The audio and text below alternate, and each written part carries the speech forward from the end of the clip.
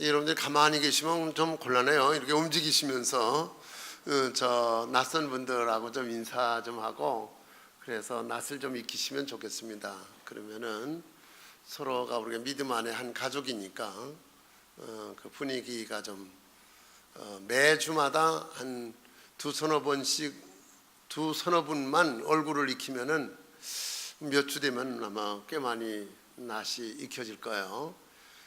누가 나한테 와서 인사하나 이렇게 바라는 것보다 먼저 해주는 것이 좋습니다. 받는 것보다 성경에는 주는 것이 복이 있다고 이렇게 말씀을 하셨습니다. 여러분들은 남에게 줄 수 있는 사람들이 되시기를 바랍니다. 신앙을 갖게 되면 그런 모습으로 우리가 사라지게 됩니다. 오늘 우리 목사님이 봉독을 해주시고 또 나는 빚진 자라는 제목으로 같이 은혜를 나누고자 합니다. 그럼 본문에 있는 말씀 가운데 볼 것 같으면 헬라인이나 야만인이나 지혜 있는 자나 어리석은 자에게 다 내가 빚진 자다 이렇게 말씀을 하고 있는데, 여기 헬라인이나 야만인이나 했을 적에 당시의 그 문화적인 요소는 그 헬라어를 하지 못하면은 그 야만인 취급을 했습니다. 그래서 그러니까 헬라어를 할 줄 아는 사람이나 하지 못하는 사람을 이렇게 구분을 해서 표현을 했고, 또 헬라어를 하는 사람들은 지혜 있는 자로 여기고 그렇지 않은 사람들은 어리석은 자로서 이렇게 취급을 했던 것을 상황을 통해서 우리가 알 수가 있습니다. 뭐 오늘날도 이제 그런 부류를 언어적인 면으로 분류를 할 수가 있을는지 모르겠습니다만은 그런 부분을 말씀을 하면서 나는 할 수 있는 대로 로마에 있는 너희에게도 복음 전하기를 원하노라. 당시에 로마는 그 대단한 그런 그 위치에 있었습니다. 스테판 닐이라고 하는 분이 글을 볼 것 같으면은 그 로마에 대해서 평화를 주었던 영원한 도시, 법의 원천, 문명의 중심지, 시인과 웅변가들과 예술가들의 성진 로마, 그 다음에 동시에 온갖 우상 숭배의 근거지고 한 것을 이렇게 표현을 하고 있어요. 그러니까는 사실은 우리가 이렇게 볼 적에 문화적으로나 또 모든 면에 발전한 곳이 좋은 부분도 있지만은 어떻게 보면 이곳이 죄악의 하나의 근원지가 되어질 수 있는 곳이 되어질 수 있습니다. 그래서 성경에는 죄가 많은 곳에 은혜가 더하여지는 것을 말씀을 하기도 합니다. 그래서 이렇게 사람들이 범람하는 지역일수록 죄가 많이 있다고 말할 수도 있습니다. 근데 이곳에 하나님의 백성들이 있었기 때문에 사도 바울은 그곳에 가기를 원했고 또 그런 지역에 복음을 전하기를 간절히 소원했던 것을 볼 수가 있습니다. 오늘 본문에 있는 말씀을 통해서 이렇게 보게 되어지면은 바울은 그런 표현을 합니다. 14절에는 나는 복음의 그 빚진 자가 되어진, 나는 빚진 자다는 그런 말씀을 하고 있습니다. 뭐 어떤 그 우리가 생각하는 어떤 금전적인 그런 빚이 아니라 그 복음에 대해서 빚졌다고 하는 그런 의미의 표현인 것입니다. 15절에는 나는 할 수 있는 대로 로마에 있는 너에게도 복음 전하기를 원하노라 이렇게 말씀을 했는데, 실제적으로는 로마라고 하는 어떤 지명적인 표현을 했지만은 바울은 어디든지 복음을 전하기를 간절히 원했습니다. 복음에 비친 사람들은 이 복음을 어디든지 언제라도 복음을 전하려고 하는 그런 마음을 가져야 되고, 그렇게 못하는 것에 대해서 항상 안타깝게 여기는 그런 마음을 가지고 살아야만 진짜 복음에 비친 마음을 가진 사람들의 삶이라고 볼 수 있습니다. 그러면서 16절에는 나는 복음을 부끄러워하지 않는다고 하는 말씀을 주고 있습니다. 복음을 전하는 것을 두려워하거나 부끄럽게 여기지 아니한다고 하는 그런 말씀을 주고 있는 것을 볼 수가 있습니다. 그래서 우리가 나는 빚진 자다, 즉 복음에 빚진 사람의 삶이 어떤 것이냐 하는 것을 같이 여러분들과 나누면서 우리가 이 복음의 바울뿐만 아니라 우리 모두가 다 복음에 빚진 사람들인데 이 복음에 빚진 마음을 가지고 살도록 힘써야 되리라고 봅니다. 우리가 재정적으로도 어떤 빚을 졌을 적에 굉장한 부담감이 있죠. 그 베니스의 상인이라고 하는 이 책을 셰익스피어가 이제 썼는데 거기 이제 사일록이라고 하는 사람이 나오고 안토니오라고 하는 사람이 나오는데 이 안토니오라고 하는 사람은 자기가 돈 가지고 있는 걸 남에게 그냥 이자나 이런 거 받지 않고 그냥 필요하게 빌려주는 그런 역할을 하지만은 샤일록은 그 남에게 돈을 빌려주고 이자를 받고 그것도 고리대금으로 그렇게 해서는 두 사람의 모습이 나옵니다. 여러분들이 잘 알겠지만은 근데 어느 날 그 안토니오의 그 절친한 그런 친구인 바사니오라고 하는 친구가 찾아와서 돈을 좀 꿔달라고 그렇게 얘기를 합니다. 근데 그때 마침 그 상선을 사가지고 이런 무역업에 하느라고 돈을 거기다 다 썼기 때문에 돈이 없었습니다. 그래서 생각도 못해 그 샤일록에게 가서 그 돈을 구워오게 되어집니다. 자기 친구가 결혼하기 위해서 돈을 좀 꿔달라고 한 일인데 그거를 대신 꿔다가 이제 주게 되어지는데 그 샤일록이라고 하는 사람이 그 언제까지 그 돈을 꼭 갚아라. 만약에 갚지 않으면은 너의 그 살을 1파운드를 베어서 나에게 달라고 하고 약속을 합니다. 그래서 다 사인을 하고 그리고 돈을 갖다가 썼는데 이 상선을 가지고다가 거의 파선이 되어가지고 실패를 하는 과정에서 약속대로 그걸 이행을 못하게 되어지는 그런 내용이 나와요. 그래서 일로 인해서 고발이 되어가지고 그 법적으로 굉장히 어려움 당하는데 그 자기가 자기의 인체에서 살을 1파운드를 떼어서 주겠다고 약속을 했기 때문에 그걸 달라는 것입니다. 돈을 달라는 게 아니라 살을 달라는 거예요.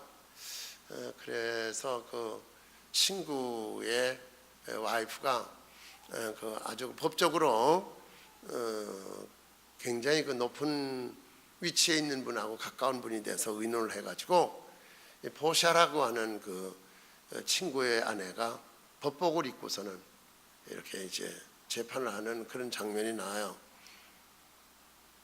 근데 거기서 그걸 좀 말미를 주든가 다 이렇게 하라고 자꾸 설득을 하는데도 이 샤일록이 말을 안 들어 먹어요. 그래서 좋다 그러면은 법대로 하자. 그래가지고 그 살을 1파운드를 떼어 주도록 하자고 그렇게 그 판결을 내리게끔 되어집니다. 그때에 뭐라고 얘기를 하냐면은 좋다. 그러면 살을 1파운드를 떼는데 살만 네가 요구를 했지 다른 건 요구 안 했으니까 그러니까 피를 한 방울이라도 흘리면 안 된다. 어떻게 살을 떼는데 피를 안 흘릴 수 있겠어요? 그래서 결국은 그런 재판을 하는 그런 장면이 나오고 그래요. 참 우리가 빚을 지게 되면 부담이 크죠. 항상 그걸 갚아야 되는 의무도 있지만은 그것에 대해서 부담감이 굉장히 크듯이 우리가 이 복음에도 빚진 사람은 복음에 대한 부담감을 가져야 되는 줄 믿어요. 그냥 우리가 구원받아서 하나님의 자녀가 됐다는 것으로 끝이 아니라 우리가 부담감, 내가 이 일을 해야 되는데 이 일을 꼭 해야 되는데 이런 의무감을 느끼게 되어야 되는 줄 믿어요. 그래서 이 복음이라고 하는 자체는 성경에 주어진 내용을 볼 것 같으면 이 복음은 그 죄를 이길 수 있는 힘인 거예요. 근데 성경에는 죄는 그렇게 말씀을 했어요. 마귀로부터 온다는 거예요. 그래서 죄를 짓는 자는 마귀에게 속하고 마귀는 처음부터 범죄자이고, 그리고 하나님의 아들이 이 세상에 나타나는 것은 이런 마귀의 일을 멸하기 위해서 이 세상에 하나님의 아들이 나타나는 것이라고 이렇게 말씀을 하고 있어요. 그리고 이 죄라고 하는 것은 우리가 하나님 앞에 불순종하는 데서 생겨지는 거예요. 그래서 로마서 5장에 보면 한 사람이 순종치 아니함으로 많은 사람이 죄인이 되었다고 그렇게 말씀을 해요. 이 불순종이라는 것이 그렇게 굉장히 위험하고 또 무서운 것이라는 걸 알아야 될 줄 믿습니다. 그리고 이 죄는 마음속에서 나오는 거야. 성경에는 그렇게 말씀을 하고 있어요. 마태복음 12장에 보면은 독사의 자식들아 너희는 악하니 어떻게 선한 말을 할 수 있느냐, 이는 마음에 가득한 것이 입으로는 말함이라 이렇게 말씀을 하고 있는데, 바리새인들을 향해서 예수님이 질책한 내용이거든요. 그들 마음에 선한 것이 없는 거예요. 어둡고 악하고 불의한 요소들이 그 안에 가득하기 때문에 그런 것들이 입으로 행위로 드러나게 되어지는 거예요. 참 마음을 관리하는 것이 얼마나 중요한지 모릅니다. 그래서 예수님께서 오셔서 말씀할 적에 마음이 청결한 자는 복이 있고 이렇게 말씀을 자꾸 마음과 관계된 부분에 말씀을 많이 해요. 그러니까 여러분들 마음은 아무도 모르지만 스스로는 알며 또 우리 자신에 대해서 하나님이 아시잖아요. 그런 거를 잘 헤아려야 될 줄 믿습니다. 그리고 성경에는 또 죄는 욕심에서 나온다는 거예요. 욕심에서 나온다고 그랬어요. 그래서 그 사람이 시험을 받는 건 그것은 이제 자기 욕심에 끌려서 미혹되기 때문에 그렇다고 그러면서 욕심이 잉태한즉 죄를 낳고 죄가 장성한즉 사망을 낳는다고 그렇게 말씀을 하고 있어요. 그러니까 욕심이라는 이 자체는 반드시 죄로 이렇게 발전이 되어지는 거예요. 그리고 죄의 결과는 죽음으로 끝나요. 반드시 죽음으로 끝나게 되어 있는 것을 말씀을 하고 있어요. 그래서 성경에는 이 죄라고 하는 자체는 인간의 힘으로 극복할 수가 없어요. 어떤 행위로 그 문제를 처리할 수 있는 거 아니에요. 그런데 복음은 이 죄를 극복할 수 있는 힘의 요소가 있는 거예요. 이 복음이 들어가는 데마다 죄의 세력이 약화되어지며 죄의 세력이 물러가게 되어지는 걸 믿으시기 바랍니다. 그래서 이 복음이 전파되어지면은 거기에 죄가 다스릴 수 없는 하나님의 세계가 이루어지는 거예요. 그리고 이 복음은 세상을 이길 수 있는 힘의 요소가 되어지는 걸 볼 수가 있습니다. 그래서 성경에는 하나님께로서 난 자마다 세상을 이기느니라 말씀을 하면서 세상을 이긴 이김은 이것이니 우리의 믿음이니라. 즉 뭐냐, 복음을 믿는, 예수 그리스도를 믿는 이 믿음을 가지고 살아가는 사람은 반드시 세상을 이길 수가 있는 줄 믿습니다. 그리고 이 복음이 전파되면서 나타나는 것은 안진뱅이가 일어나서 걷고 눈먼 자가 눈이 열려지고 각색 병자들이 고침을 받아서 건강을 얻는 역사가 일어나듯이 이 세상이 어둡고 악하며 제약된 요소가 범람하는 만큼 인간의 힘으로서 한계를 느낄 수 있는 무수한 질병들이 많이 성행을 할 수가 있습니다. 그래서 우리가 믿음으로 살아가는 세계가 결국은 편안하고 안전하고 또 우리가 건강하게 살 수 있는 곳이 되어집니다. 그래서 이 복음이 어려운 환경도 극복할 수가 있고 또 우리의 인격도 변화되어질 수 있고 또 우리에게 진정한 생명을 주는, 영원한 생명을 주는 것이 복음을 통해서 일어나는 것입니다. 그래서 이 선교적인 그런 선교하면서 일어났던 이 복음의 역사들이 일어난 곳곳에 보면은 놀라운 역사들이 많이 일어납니다. 전에 한번 여러분들에게도 말씀을 드렸습니다만은 어떤 지역에 이렇게 복음을 전파하는데 그 사람들을 죽이는 거야. 옛날에 뭐 그런 사람들이 식인종이라고 그래서 많이 있는 곳에 복음이 전파되기로 해서 가서 순교당하는 사람들이 얼마나 많이 있었습니까? 그런데 뭐 순교당하는 일도 많고 모욕당하는 일도 많이 있고 그런데 그거를 개의치 않고 두려워하지 않고 복음을 전하는 가운데서 하나님의 역사들이 많이 나타난 거예요. 가장 완악했던 사람이 회개하고 돌아오게 되어지고 그들이 믿게 되니까 나중에는 그 사람을 통해서 복음이 전파되는 일. 뭐 평양에서도 유명한 분이 김익도 목사, 나중에 목사님이 됐습니다만은 깡패 두목이고 깡패 중에 깡패라고 하는 그런 분이었는데, 이분이 결국은 변화되고 나니까 그 평양시가 바뀌어지는 그런 역사가 일어났듯이, 여러분들이 아마 그 2부 때는 아마 아니더라도 3부 때는 본 것 같은데, 짐 앨리스라고 하는 사람에 대한 것을 잠깐 보여준 적이 있어요. 하버드 출신의 친구들이 대여섯 명이 선교사로 자원을, 그 사람들이 학교에서 다 1, 2등을 다투는 그런 사람들이 선교사로 자원을 해가지고 남미에 가서 복음을 전하는 그런 내용. 가서 그 사람들이 한 거는 결국 뭐냐면 그냥 죽은 것이에요. 그런데 저렇게 무료하게 그 많은 우수한 그런 인재들이 죽어야 하나는데, 이런 복음을 위한 일은 절대로 헛되지 않습니다. 죽어도 헛되지 않으며 어떤 모습든지 복음을 위해서 한 것은 그만큼 가치를 드러내며 하나님이 열매를 거두시도록 역사하는 줄 믿습니다. 나중에는 부인이랑 그 지역에 갔을 적에 사람들이 변화되어 가지고 다 예수님 영접하고 그 복음을 받아들이는 곳이 되어져서 놀라운 변화의 역사가 일어나게 되어지는 거. 중국에도 남부 쪽에 그런 일들이 많이 있었다고 그래요. 갔을 적에 여자들이 복음을 전할 적에 뭐 이렇게 새똥으로 공격을 하고 막 어려움들이 그냥 죽어 그러는데, 그 지역에 무서운 전염병이 돈 거야. 근데 어떤 약도 없는 거예요. 놀라운 것은 이 여성 선교사가 가서 기도만 하면 다 낫는 거예요, 병이. 그러니까 나도 당신이 믿는 하나님 믿겠다 해서 변화된 곳도 있고, 뭐 그 역사를 볼 것 같으면 다양한 놀라운 역사들이 많이 나타나는 거예요. 제가 이제 뭐냐면 그 요르단을 갔을 적에, 요르단은 여러분들이 잘 알듯이 시리아 요르단고 다 그쪽에 이제 인접해 있는데 이슬람권의 그 세계에 있기 때문에 예수 그리스도를 믿는 걸 공공연하게 전할 수가 없습니다. 믿는 사람이라고 그러면 뭐 당장 추방이고, 그렇지 않으면은 거기서 시간을 다투어서 피하지 않으면 안 되는 그런 지역이라고 보면 좋겠습니다.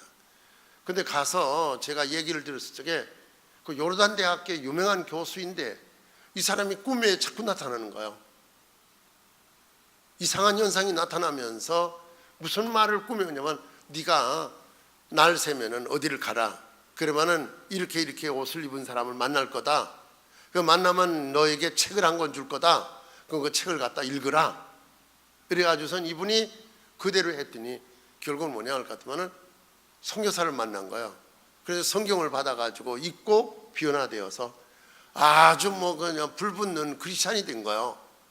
그러니까 결과적으로 사람이 하는 것 같지만은 하나님이 하시는 거예요.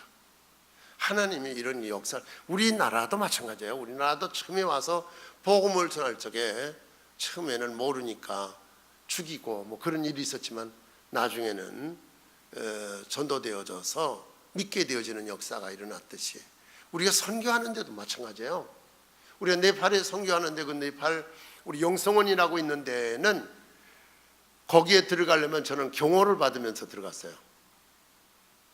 건장한 사람들이 이렇게 경호를 하고 그랬었는데, 그리고 만약에 거기에 크리스찬이다, 거기서 몇 시간을 머무르지 못하는 그런 위험 지역이에요. 아주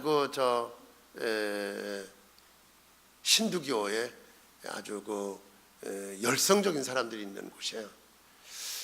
근데 지금은 어떻겠냐? 우리가 이제 기도원도 거기 세워지고 고아원도 세워지고 교회도 세워졌는데 묘지게 사람들이 나오고, 그쪽에 가면은요 다 크리스찬이야. 이제는 크리스찬이 된 거야. 그래가지고 변화가 나타나는 거 볼 적에 하나님, 거기서 선교사들이 불에 타서 죽을 뻔도 하고 몽둥이로 몰매를 줘서 죽을 뻔도 하고, 그래가지고 거기에 있는 걸 두려워서 가지들 않으려고 하던 지역인데 그 변화가 나타난 거예요. 참 그 선교하는 데서는 희한한 하나님의 역사들이 많이 나타나는 거예요. 직접적으로 하나님이 개입을 하셔서. 이걸 알기 때문에 바울은 어디든지 복음을 전하기를 원했고 이 복음을 전하는 것을 두려워하지 않았던 것을 볼 수가 있습니다. 그래서 우리가 복음에 비친 자는 복음을 전해야 된다 하는 거기에 부담감, 의무감 이걸 느낄 수 있을 적에 복음에 비친 자다 이렇게 말할 수 있습니다. 에이트건이라고 하는 목사님은 매일같이 이렇게 기도를 하셨다고 그래요. 하나님, 나의 입술에 당신의 불을 붙여주셔서 당신의 음성을 전달하게 하소서.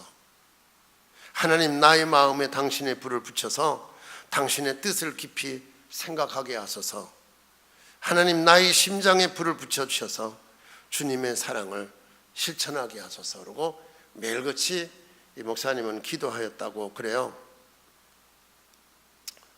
그러면서 이제 복음을 전하기를 이렇게 힘썼던 것을 볼 수가 있습니다. 그리고 사도행전에 볼 것 같으면은 26장에 그 유대인들이 바울을 고발을 했어요. 고발을 해가지고 이제 나중에 그 당시에 총독으로 있던 베스토 총독하고 또 아그리빠 왕 앞에서 재판을 받게 되었죠. 재판을 받을 적에 네가 어째서 이런 사람 바울에 대해서 너무 아니까는 물었어요. 네가 어떻게 이런 모습으로 고발이 되어서 우리 앞에 서게 되어졌느냐 그렇게 이제 물었더니 바울이 자기가 변화된 것을 쭉 설명을 해요. 내가 예수 믿는 사람들 잡아서 처리하기 위해서 말을 타고서 다메섹에 가는데 대낮인데 정오 대낮인데 그때 그 대낮의 빛보다도 더 밝은 빛이 자신에게 비치면서 음성이 들렸다. 그래서 누구십니까? 그러니까 나는 내가 핍박하는 예수라고 그러면서 부활하신 예수님을 만났고 그를 만난 다음에 내 삶을 이렇게 변화시켜 주었느라고 쭉 그러니까 그 얘기를 듣던 그 베스토 총독이 그런 말을 해요. 내가 미쳤다. 내 많은 학문이 너를 이렇게 미치게 했다고 그러면서 미쳤다는 말을 했어요. 근데 예수님의 제자들도 미쳤다는 소리를 들었어요. 예수님 자신도 미쳤다고 그렇게 말을 한 것이에요. 근데 바울은 그때 말하면서 베스토 각하여 내가 미친 것이 아니고 참되고 온전한 말을 하고 있다고 그렇게 말을 했어요. 그러면서 고린도 교회를 향해서도 고린도후서 5장 13절에 보면은 우리가 만일 미쳐서도 하나님을 위한 것이요 정신이 온전하여도 너희를 위한 것이니 내가 미쳤다 하지만은 사실은 내가 하나님 앞에 내 모든 걸 전폭을 드리고 거기에 집중되어서 오직 그 길만을 지향하고 가는 것이라는 그런 의미를 설명을 하고 있는 거예요. 제가 새벽에도 그런 말씀을 잠깐 드리고 그랬는데 이렇게 저는 이제 운전하고 가다 보면은 어떤 분이 그냥 생각 없이 막 그런 경우도 있고 그래요. 그러면은 이렇게 보면은요, 속으로 그런 생각을 여자분이 아닐까 하면 여자분이에요. 여자분들이 어떤 마음이 있느냐면 자기 갈 길하고 앞길만 보지 좌우를 잘 안 봐요. 다는 안 해요. 근데 이제 처음에 이제 배워가지고 운전할 적에 대부분 그렇거든요. 이제 그런 걸 이렇게 보면서 그냥 웃어 넘기죠. 아, 여자분은 그럴 수 있다. 저는 이건 나쁜 의미로 얘기하는 것이 아니라 뭐냐 할 것 같으면 그게 좋은 거예요. 그렇게 앞길 자기 갈 길만 다 향해 가니까는 다른 것에 유혹을 안 받죠. 요령을 잘 안 부리고 그렇죠. 그래서 한국의 그 여성분들은 또 특별히 더해요. 그래서 예수님만 믿고 예수님만 바라보고 살아가는 분들이 많은 것 같아요. 신앙적으로는 이게 굉장히 좋은 의미거든요. 왜 안 좋아요? 그래서 다른 거 많이 그러는데 몰두하지 않고 오직 앞에만 바라보면서 거기 누가 계세요? 주님이 계시잖아요. 그래서 한국의 여성분들은 그걸 신앙적으로 볼 적에 참 좋은 의미다 이렇게 생각을 해가지고 제가 웃는 의미는 저러니까 신앙생활 잘하지 그런 생각을 가지고 웃는 거예요. 웃고 그러는데 뭐 다는 아니죠. 그런 그 좋은 심성이 있지 않나 하는 그런 생각이 좀 들었어요. 우리가 믿는 사람은요 다른 거 이렇게 기웃거리는 거 하나님 원치 않아요. 성경에는 자로나 우로나 치우치지 말라는 거야. 그리고 오직 주님만 바라보고 살라고 그랬거든요. 그러니까 우리의 삶의 목적이 나는 복음에 비친 자다, 복음에 미쳤다, 이렇게 그런 심정을 가지고 살아가는 사람은 다른 것에 기웃거리질 않아요. 그래서 로마서 8장 12절에 있는 말씀 가운데만 사도 바울이 그런 고백을 해요. 형제들아, 우리가 빚진 자로 돼 육신에게 져서 육신대로 살 것이 아니니라. 이 복음에 비친 사람은 육신대로 사는 사람이 아니라는 거예요. 그 육신대로 산다는 건 육신의 안일이나 편안이나 즐거움이나 정욕을 위한 삶이거든요. 근데 이 복음에 비친 사람, 이 복음을 위해서 부담감을 가지고 살아가는 사람들은 육신에 집착된 삶을 살질 않는 거예요. 이런 사람들은 보면은요, 육신에 집착되지 아니하고 정말 주님께 영적으로 신앙적으로 이렇게 정말 사로잡혀서 살아가는 그런 사람들은요, 감사와 찬양과 소망이 넘쳐요. 그런 마음이 말로 닿을 수 없는 평강이 있어요. 그리고 그런 여유로움을 가지고 사니까 주변의 모든 어려운 여건들, 자신에게 있어서 피부로 아프게 오고 부담스럽게 오는 모든 것들도 잘 이겨내면서 감당을 해요. 우리나라 역사 가운데 어려운 점들이 많이 있었던 그런 부분들이 있거든요. 1950년대 후에는 이건 사는 게 아니에요. 그렇게 살았는데 순수한 믿음들을 가진 거예요. 이 순수한 믿음을 가지니까 그런 것들이 불평과 또 짜증, 원망의 요소가 아니라 하나님께 대한 소망을 가지고 살아가니까 세상에서 사는 삶은 다 이런 것들이 피할 수 없는 일관된 삶이라는 걸 아니까 하나님께로 향하여 소망을 가지고 감사하고 기뻐하고 또 더 좋은 것을 지향하면서 기도하면서 살았던 거예요. 그 결과 오늘 우리에게 하나님이 그분들이 그렇게 고생하면서 눈물을 흘리면서 주님 사랑하면서 복음을 위해 살려고 최선을 다했기 때문에 오늘 우리에게 이렇게 좋은 것들이 혜택으로 주어졌는데 우리는 관리를 잘 못하고 있는 거예요. 지금 우리가 살아가는 삶들은. 그렇잖아요. 여러분들의 부모님들이 하나의 이렇게 살 수 있는 거처를 마련하기 위해서 얼마나 애썼어요. 쓸 거 안 쓰고 전략하면서 그렇게 고생하면서 해서 겨우 거처를 마련한 경우도 없지 않아 있잖아요. 우리도 마찬가지로 그 과정을 밟으려면 오늘날 우리도 그렇게 어려움이 있잖아요. 이 어려움이라는 이 자체를 어렵게 여기지 않으면서 그 소망 가운데 기대하고 사는 것처럼 우리가 믿음으로 사는 사람들은 육신적인 어떤 어려움들에 대해서 연연하지 않아요. 근데 육신에 매여 있는 사람은 항상 원망, 불평, 선동하고 많은 어려움이 있어요.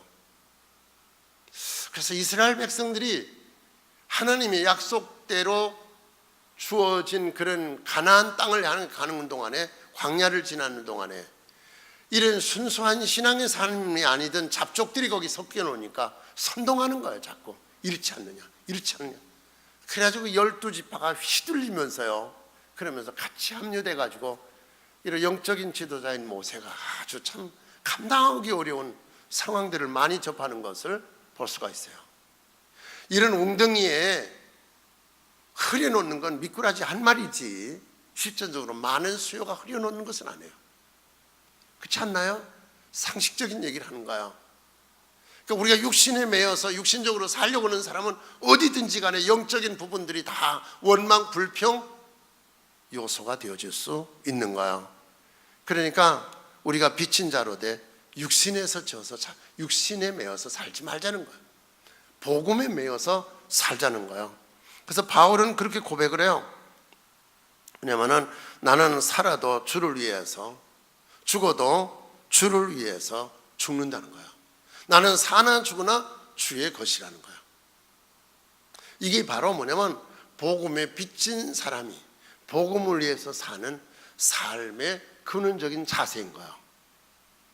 죽는 것도 두렵지가 않은 거예요. 어떤 것도 두렵지 않은 거예요.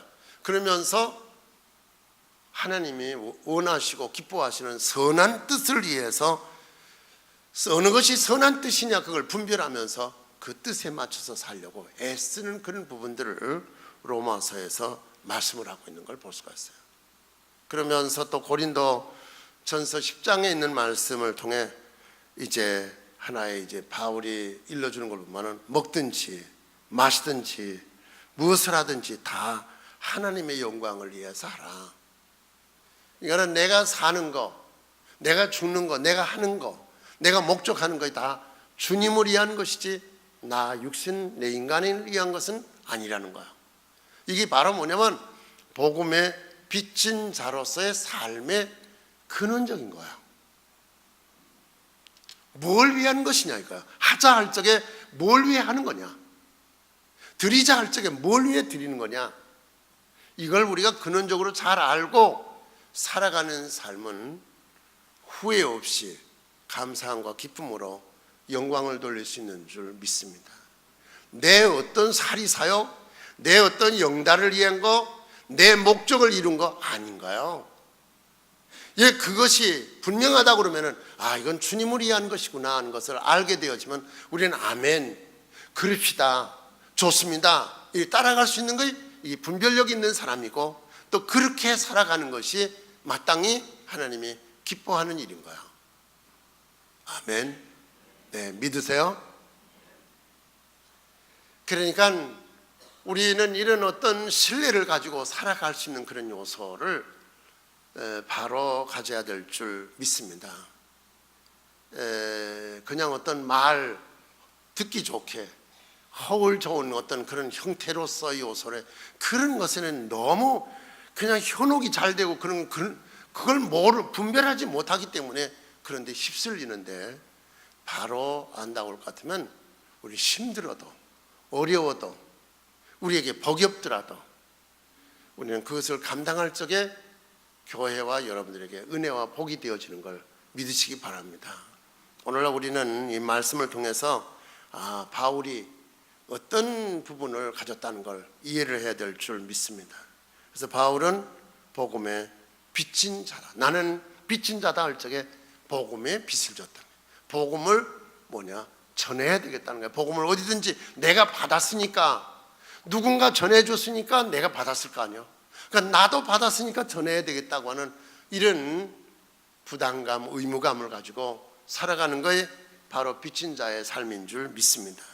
그러면서 15절에 준 말씀 가운데서 또 어떤 거냐, 나는 할 수 있으면은 어디든지 언제든지 복음을 전하고자 하는 마음을 가지고 살아야 되는 줄 믿어요.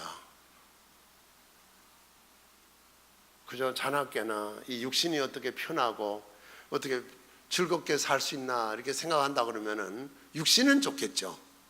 하지만 하나님 편에서 볼 적에는 좋은 것은 아니거든요. 그러니까 우리가 신앙을 거기까지 가지도록 노력을 해야 될 줄 믿습니다. 저에게 믿음을 더해 주세요. 그래서 저도 복음 전하는 거를, 누구에게든지 복음 전할 수 있는 기회를 얻기를 그렇게 원하면서 살게 해주세요. 이렇게 간절히 원하는 마음 가지고 살면은 그 사람은 정말 복음에 비친 자의 삶이라고 봅니다. 그리고 이 복음에 대해서 부끄러워하지 말아야 돼요. 부끄럽죠, 그렇죠? 네, 전도하러 갑시다 그러면 왜 하필이면 오늘이야, 이걸 어떻게 피할 수 있는 길이 없나 이렇게 생각하지 말고 뭐냐 할 것 같으면 성경에는 그렇게 말씀을 했어요. 우리가 복음에 부끄러워하게 되면은 하나님 자신도 우리를 부끄럽게 여긴다는 거야. 야, 난 너 부끄러워, 너 정말 제발 좀 나하고 관계를 가지지 말았으면 좋겠다, 이런 마음을 하나님이 가질 수 있다는 거예요.